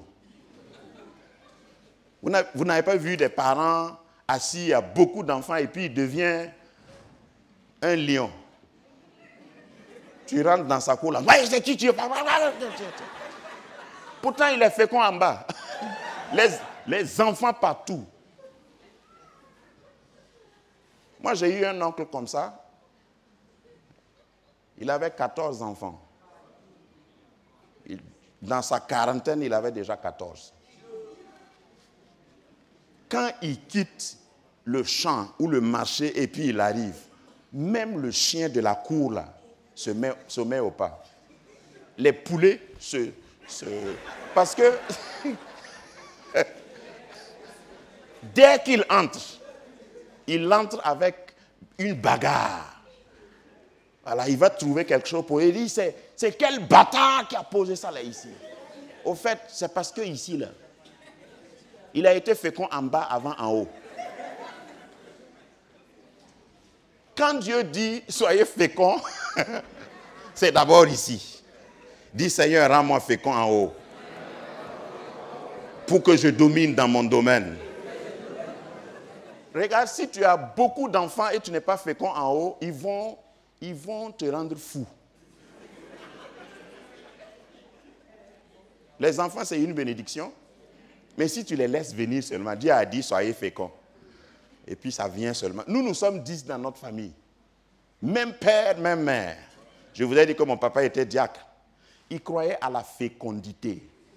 Non. Je le respecte, hein, c'est quelqu'un qui nous a bien enseigné, mais il n'avait pas d'autre moyen. La façon dont il a compris l'évangile, c'est qu'il faut être fécond. Il faut laisser les enfants venir. Et puis on venait seulement. On est venu jusqu'à lui, maman, nous 10, ça fait combien? Et puis on tue un poulet.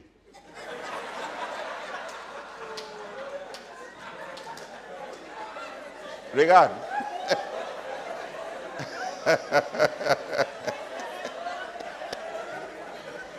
Il y a des gens parmi vous. Il y a des gens parmi vous, vous ne savez pas comment on coupe un poulet. Poulet comme ça, là, on peut couper ça, 14 morceaux. Oui, non, si vous êtes 14, et puis c'est un seul poulet. Et c'est comme ça que moi j'ai grandi. Quand on pose le plat, en tout cas, je le félicite parce que chaque fois, il y avait de la viande. Et puis moi, j'étais le deuxième, donc je devais gérer. Voilà. C'est moi qui choisissais qui doit prier. Quand on veut manger. Quand je grandissais, tu fermes les yeux pour prier, pour repas. Il faut les fermer.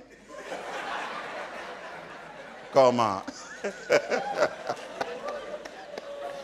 quand on pose, regarde, quand on pose le plat, tu mets ta main comme ça. Et puis vous vous regardez. On priait les yeux ouverts. Ah, qui est fou? Regarde, la fécondité d'en bas peut te créer des problèmes. La fécondité d'en bas doit être contrôlée. Je n'ai pas besoin de vous dire ça. Il faut que tu puisses mettre au monde des enfants que tu peux bien orienter. La Bible dit dans les psaumes que les fils sont comme des flèches dans le carquois du Père. Et chaque flèche touche une seule cible. Donc il ne faut pas faire plusieurs, tu ne peux pas mettre plusieurs flèches dans ton arc pour tirer. Chaque flèche doit venir avec une détermination. Tu l'orientes. Et est-ce que tu sais que j'ai quitté mes notes, vous pouvez le contester. Tu sais que c'est quand tu tires bien que la flèche va loin. C'est ça, non? La puissance de la flèche dépend de celui qui tire. Donc si tu es fécond en bas et tu n'es pas fécond en haut, tu ne sauras même pas. Regarde, quand tu vois un archer qui est en train de... Il tire. C'est comme ça que tu dois tirer tous tes enfants avant de les relâcher. Tu pointes un objectif et tu les envoies pour impacter là où ils vont aller tomber. Si tu n'as pas de fécondité d'en haut, parce que Dieu nous a créés, chacun de nous, vous savez que pour être fécond en bas là, on n'a pas besoin d'être intelligent. Ou bien, même si tu es bête, enfin, même si tu es fou, vous n'avez jamais vu des folles, des fous mettre au monde. Non, on n'a pas besoin. Tu t'amuses même, ça sort. Donc, ce n'est pas là la difficulté. La difficulté, c'est la fécondité d'en haut. Je termine par quelques domaines de fécondité. 5 niveaux de fécondité. Il y a 5 niveaux de fécondité que je vais essayer d'aborder demain et dans les jours qui suivent. La Bible, tout ça c'est dans la parole de Dieu. La Bible parle de la fécondité des entrailles. La Bible parle de la fécondité des pensées, Jérémie 6, 19. Le premier, c'est Psaume 127, 3. La Bible parle troisièmement, de la fécondité des lèvres, Proverbe 18, 20. Et la Bible parle de la fécondité des mains, Proverbe 31, 30 à 31. La fécondité de l'esprit, Galates 5, 22.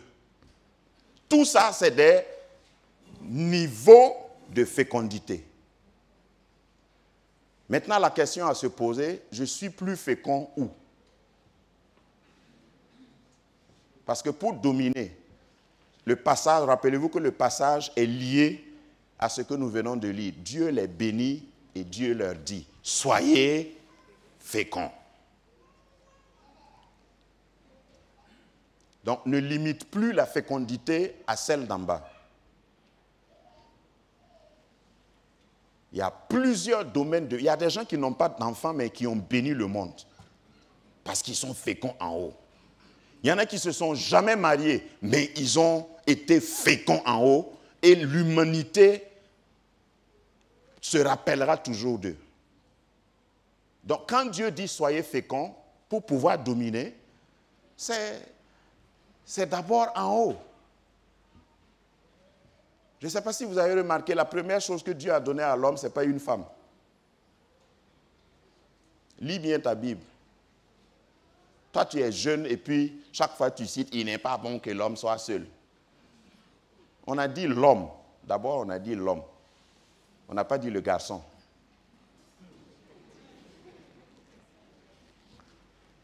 Ou bien tu ne sais pas qu'il y a une différence entre un garçon et un homme. Le garçon, il dort chez son oncle, il mange, voilà. Mais l'homme, quand tu vois un homme, quand il est debout même, tu sais que c'est un homme. Si tu le pousses, il ne tombe pas. Si tu dis « hey », il dit quoi? Il te répond. Ça, c'est un homme. Si tu n'es pas encore homme, il est bon que tu sois seul.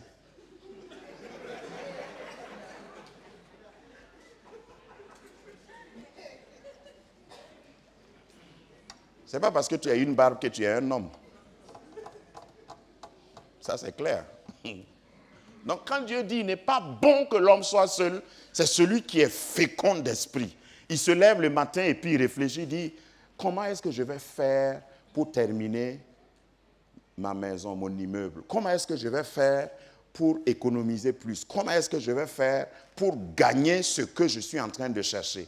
Comment est-ce que je vais faire pour réussir là où les autres ont échoué? C'est ça un homme fécond. Donc Dieu dit, ce type d'homme-là a besoin d'une aide. Toi, tu ne fais rien et puis tu veux qu'on t'aide. À faire quoi?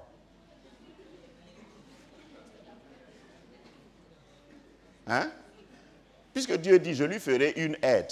Toi, tu fais quoi? Et puis tu veux qu'on t'aide. Tu as vu quelqu'un qui est assis, il ne fait rien et puis il dit, à l'aide! On vient. Ok, on arrive là, on dit, tu veux quoi? Il dit, non, aidez-moi seulement. À faire quoi?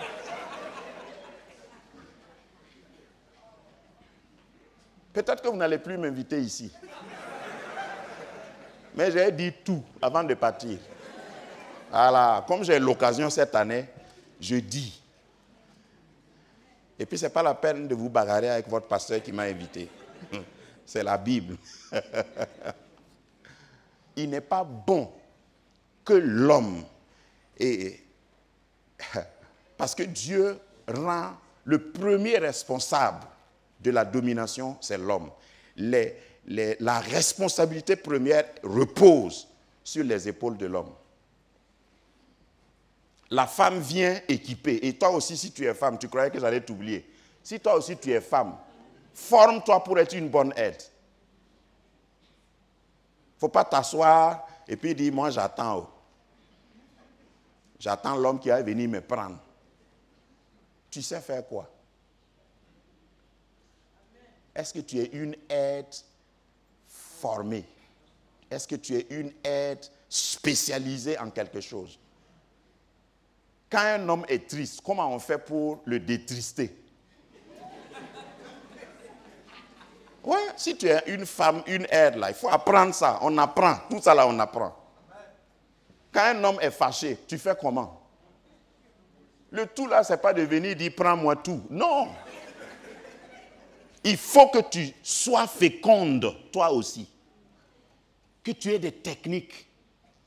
Il faut que l'homme qui va t'épouser, là, quand tu arrives, tu dis « voilà, maintenant que je suis là, ce que tu ne pouvais pas faire là, tu vas faire. Là où tu avais échoué, là, tu vas réussir. Parce que je suis une aide. » C'est pourquoi il faut rester à côté, ça c'est pour les jeunes filles, il faut rester à côté de ceux qui ont réussi. Il ne faut pas fuir ta maman. Elle a de très bonnes informations à te donner. Il ne faut pas fuir ta tante. Il ne faut pas dire, Seigneur, sors-moi de cette famille. Quand j'aurai ma propre famille. Regarde, il faut te renseigner à ceux qui ont déjà leur propre famille et qui n'étaient pas prêts là. Ils vont te dire, ce n'est pas du jeu. Donc voilà, j'équilibre pour que, si tu es un homme, il faut savoir que Dieu a donné du travail à l'homme avant de lui donner une femme. Genèse 2,15. Cultive le jardin. Et puis tu gardes. Et puis c'est après, quand il faisait bien là, que Dieu a dit, c'est pas bon qu'il soit seul.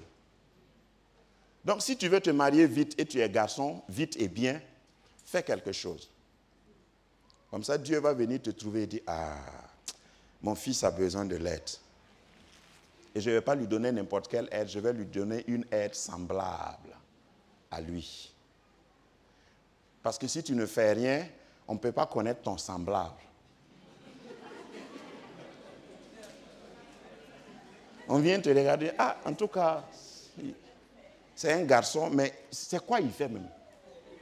Son semblable là, c'est quoi? Je ne peux pas te donner une aide semblable. L'aide semblable d'un chirurgien, c'est quoi? Un forgeron? Aidez-moi. Quand tu es un chirurgien dans le bloc opératoire et tu veux opérer, Tu as besoin d'aide, n'est-ce pas?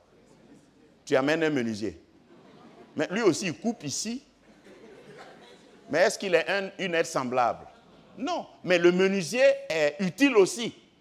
Donc, chacun doit avoir son aide semblable. Dis à ton voisin, femme n'est pas femme. Voilà. J'ai aidé quelqu'un.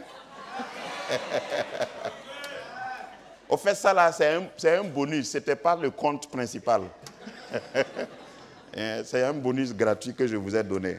Donc demain, nous allons parler des domaines de domination et les types, les niveaux de fertilité.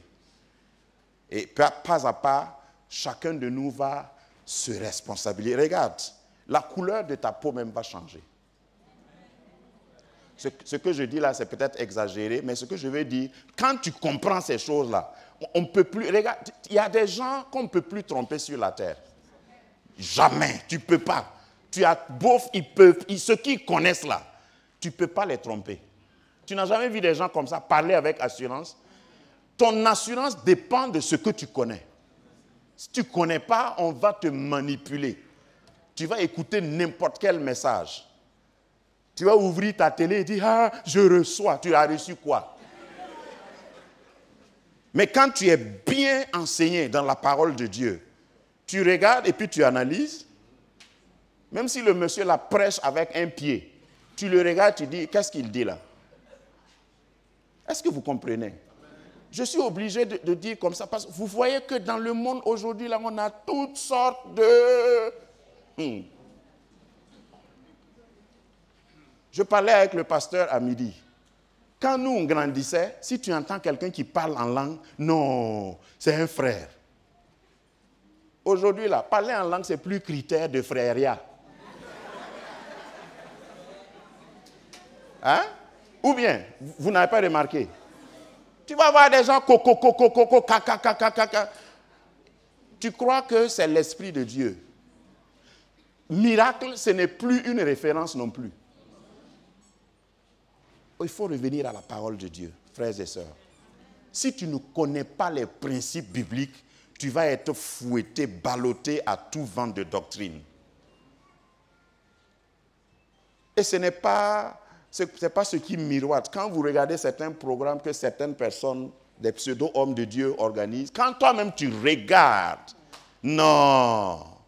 D'abord, il est bien habillé, ça brille, et puis...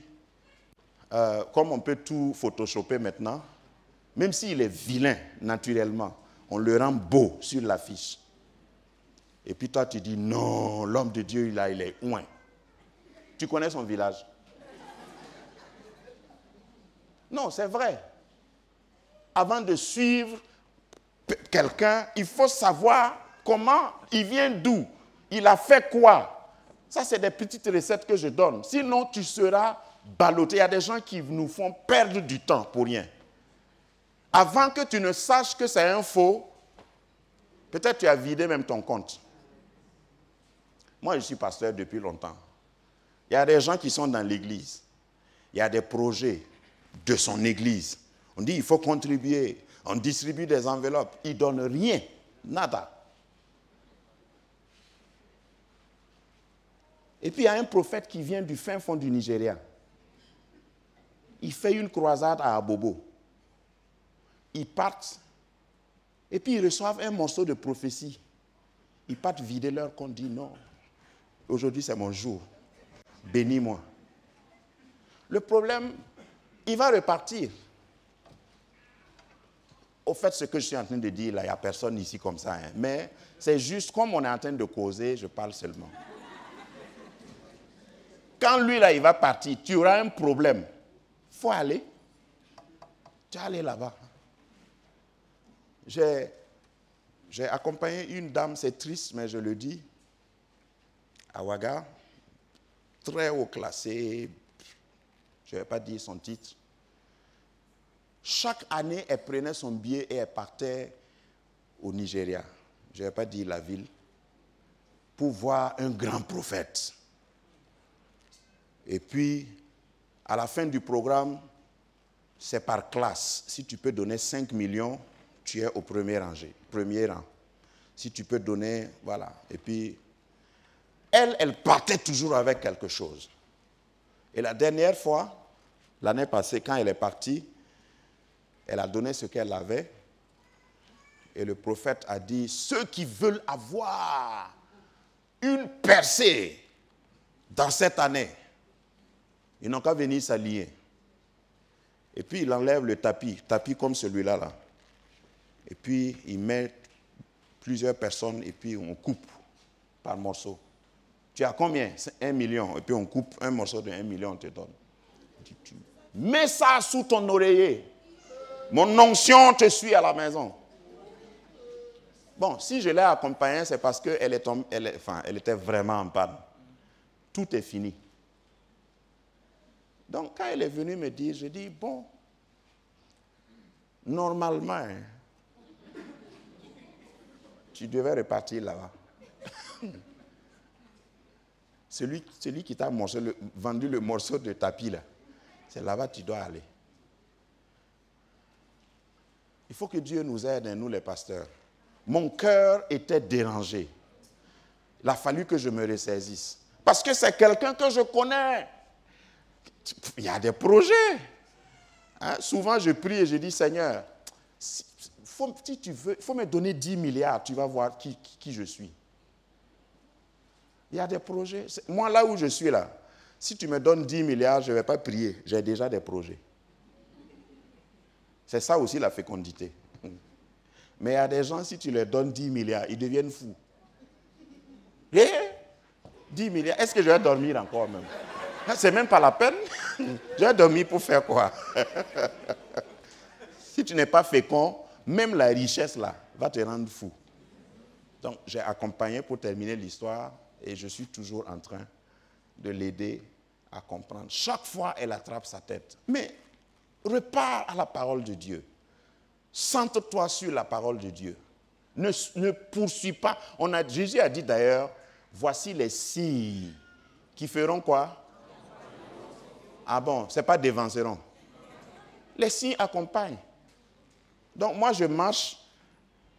Si je suis Jésus, les signes là doivent me suivre. Tu n'as pas lu Deutéronome 28? Il ordonnera la bénédiction de te suivre. Moi, je ne marche pas en regardant, hey, bénédiction, venez, je suis pressé. Non, j'avance. Bénédiction, tu dois me suivre. Le bonheur et la grâce m'accompagneront tous les jours de ma vie. Attache-toi à la parole, c'est le secret. Marche dans la parole de Dieu, c'est le secret du succès. Josué 1:8. Si tu t'attaches à la parole, tout ce que tu vas entreprendre, tu réussiras. Voilà ce que j'avais pour ce soir. Je n'ai pas de dessert. Hein? Allez digérer. Et je vais utiliser l'illustration. Donc, au fait, quand tu as un palu et tu pars pour traiter ton palu, ce n'est pas une poche de perfusion qui te guérit. Souvent, il faut 3 ou 4. Donc, depuis hier, là, je suis à la 2e poche de perfusion. Donc, il faut garder la veine, là. Je ne vais plus te piquer demain. Quand je vais venir, je vais brancher encore et puis ouvrir. Que le Seigneur te bénisse. Amen.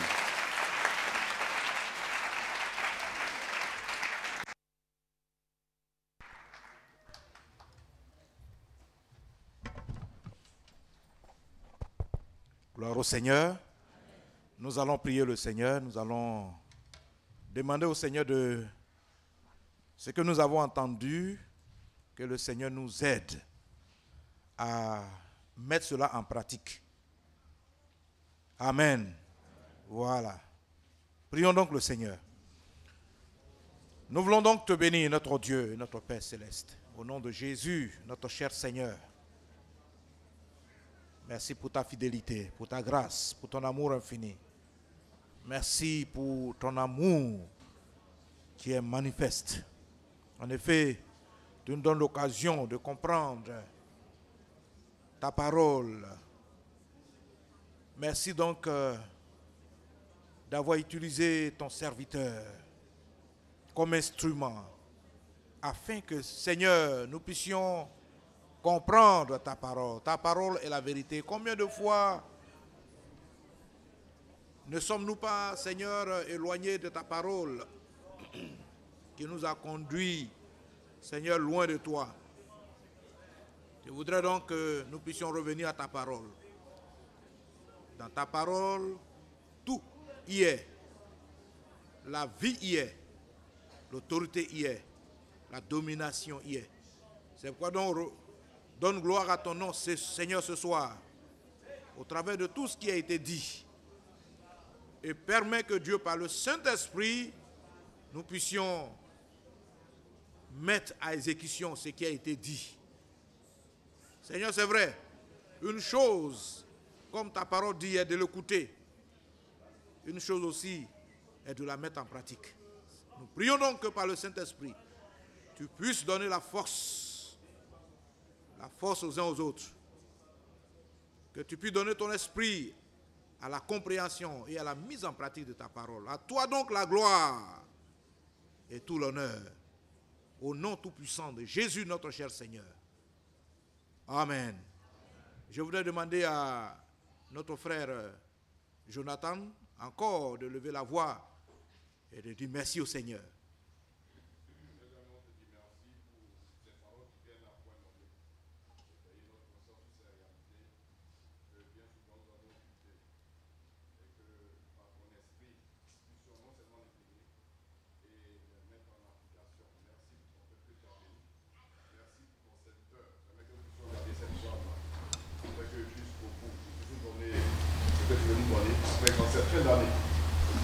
Être féconds et dominer effectivement cette terre que tu nous as donnée.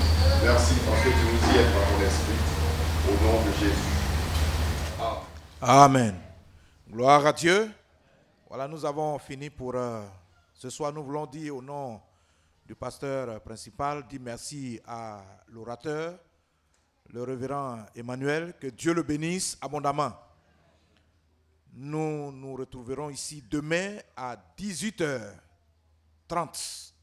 N'est-ce pas? Amen. Merci d'être venus nombreux. Que Dieu nous bénisse abondamment. On va se tenir debout et nous allons prier pour partir.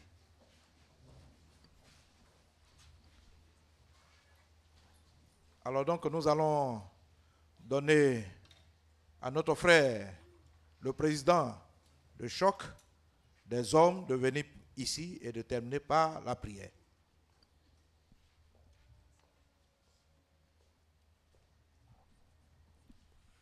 Nous prions le Seigneur. Nous voulons te dire merci, Seigneur, pour ton amour et pour ta grâce. Seigneur, merci encore pour ce que tu as rendu possible ce soir, cette rencontre.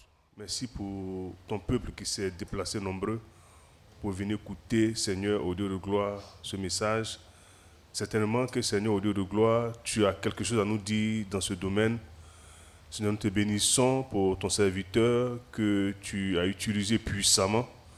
Seigneur, merci pour ce que nous avons entendu comme enseignement. Donne-nous, au Dieu de gloire, de le garder en tête. Et, Seigneur, au Dieu de gloire, de le digérer, Seigneur, afin que, Seigneur, au Dieu de gloire, nous puissions poser des actes et hériter, au Dieu de gloire, Seigneur, des bénédictions dans le ciel. Nous te bénissons parce que tu es Dieu. Accompagne chacun de nous sur le chemin du retour. Seigneur, garde-nous des accidents, des agressions. Donne-nous d'avoir une nuit paisible. Au nom de Jésus-Christ de Nazareth. Amen. Bien, que le Seigneur accompagne les uns les autres.